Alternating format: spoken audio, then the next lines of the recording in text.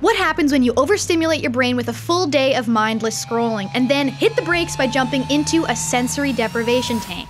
I mean, who'd be dumb enough to try that?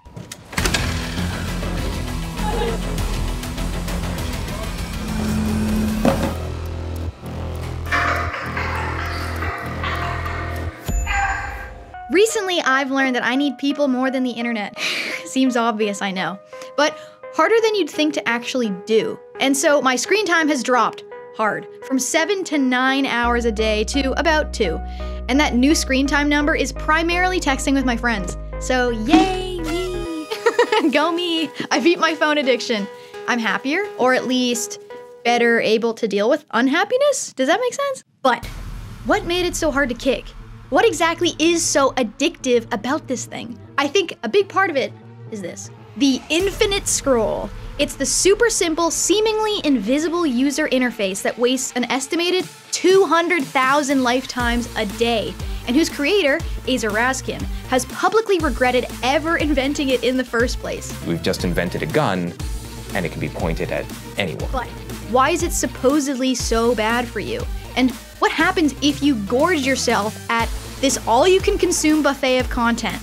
At a real buffet, it's simple. If you eat too much, you get sick. But what happens when your brain overeats? That's what I'm gonna find out doing this stupid experiment. The rules are simple. Once I start scrolling, I don't stop until I get into the sensory deprivation tank. I have to scroll while I walk, talk, eat, use the bathroom, ride a horse, anything. I can't look away from the screen for more than a couple seconds. I do have this though. A button that's not really hooked up to anything, but hitting it means that I can take a 5-minute break. Why, you ask? Because every single person I told about this experiment was like, "Oh, you poor thing, don't do this." They didn't say that when I hung off the CN Tower. But this, they're like, "Oh, you're gonna scramble your brain." Which doesn't make total sense to me because I'll be basically doing the same amount of screen time I used to do, the same amount of time millions of people regularly do every day, except all at once, with no breaks. And then I dramatically cut all sensory input. Advil for a headache. I'm gonna get one. This is my swimsuit for later, in a takeout bag. My night guard. My dentist says when I get stressed out, then I hurt my jaw, because I clench.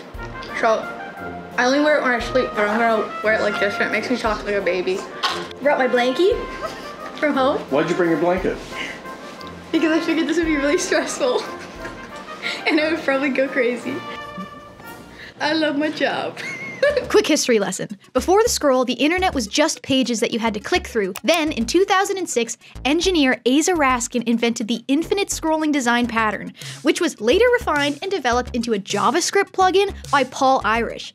Now users could scroll seamlessly through posts or articles. By eliminating the need for page clicks, the scroll reduced bounce rates, made browsing more efficient, enhanced mobile use, and made real-time content more accessible.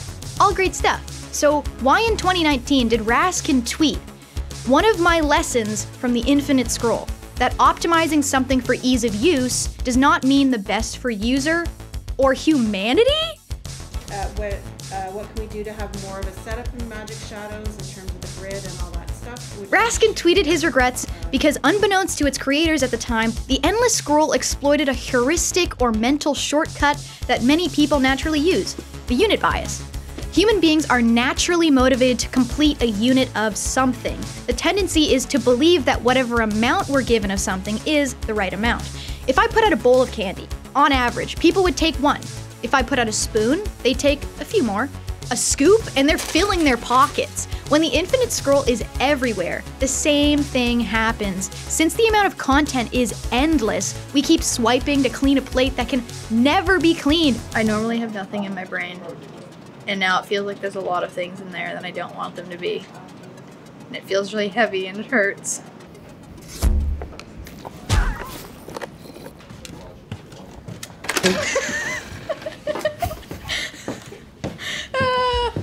That was unplanned. Haters will say it's fake.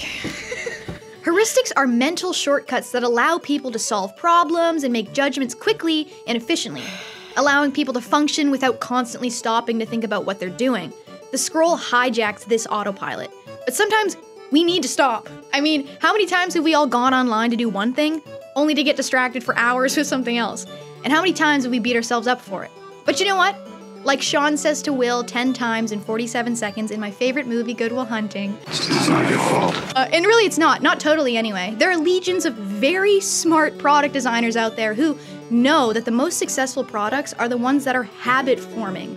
If cigarette manufacturers publicly admitted they set out to make a habit-forming product, there'd be protests lined up around the block. But that's exactly what app developers do every day. And they give these little addictive apps to everyone, almost totally regardless of age, for free. And you know, when the product is free, that means you're not the customer. You're the product. Your attention, your data, your content is how they make their money. You know that, I don't have to tell you that, but I like to remind you. I'm experiencing all of it right now. My neck hurts. Is that Alex, my boss? Are you okay?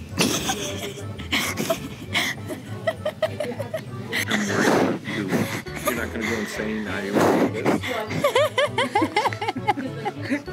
Am I already there? Aww. No, you can stop this anytime. He got on the floor to speak to me. He's such a kind man. This is the only posture that's comfortable right now. Swiping from one random clip to another is one of the most addictive feedback loops out there. It's human nature to seek predictability and patterns, and when we can't find them, we search them out. There's like a 90-year-old man doing an I'll Follow You Into the Dark Death Cab for Cutie cover. I want to watch it right now. Oh, we can watch Spot the F-Boy? So we swipe on with no guarantee of reward, seeking completion for a pattern that doesn't exist. We just keep pulling that slot machine lever, hoping for a quick rush of dopamine. Why am I sweating? Which just trains our brain to keep coming back. And at my Starbucks near my house, at the barista's favorite list, you can order, like, be barista's favorite, so I always order a large Sheila.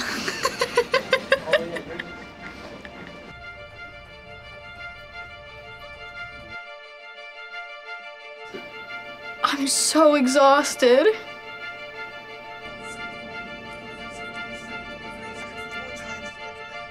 By the time I get there, I will have been scrolling for over 8.5 hours without any breaks, and I did not press the button. It's hard to swallow an Advil with a mouth guard in, but I did it. All right, let's go.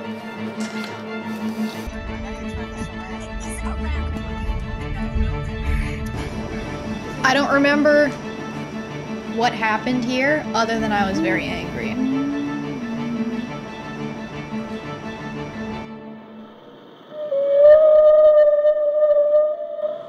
I haven't spoken to a single person looking in their eyes in 9 hours, so I can only look at the lens.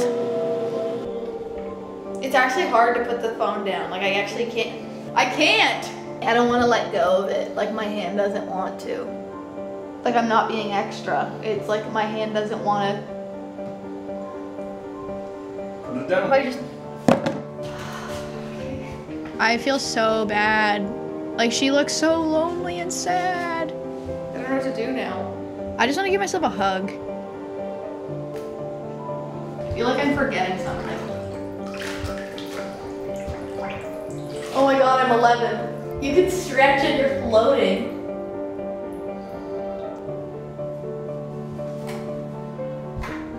The guy who works there said you're supposed to go in with no intention and no concept of anything. And then what comes out of you is what you don't let come to the surface ever. Yeah, I don't think I ever want to take it on TikTok or like watch them ever again. You know, I don't think I ever have a desire to make video content ever again.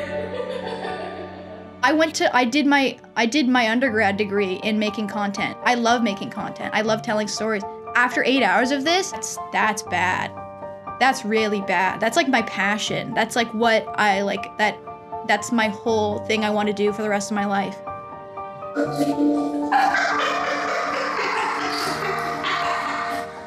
I'm losing it. I think I'm spraying my eyes because I got salt water in my eyes again. Oh no, I'm gonna get so angry, I know it. Damn it! Like, who has memories? Like, who has like good memories of like of something you saw on your screen?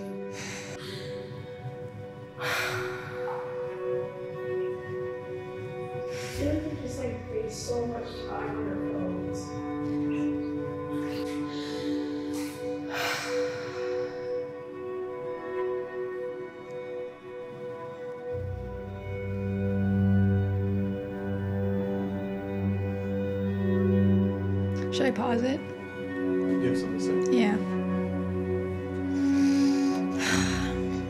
I just felt gross. Like, something about, like, having somebody, like, shove content in your face all the time feels, like, abusive.